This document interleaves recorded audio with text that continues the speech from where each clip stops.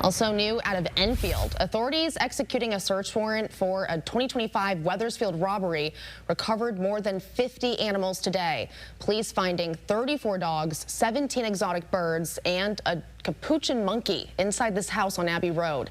Police arresting these people here, Francisco Perez Figueroa and Erica Valentin, at that home, where 3 guns, ammunition, and narcotics were also seized.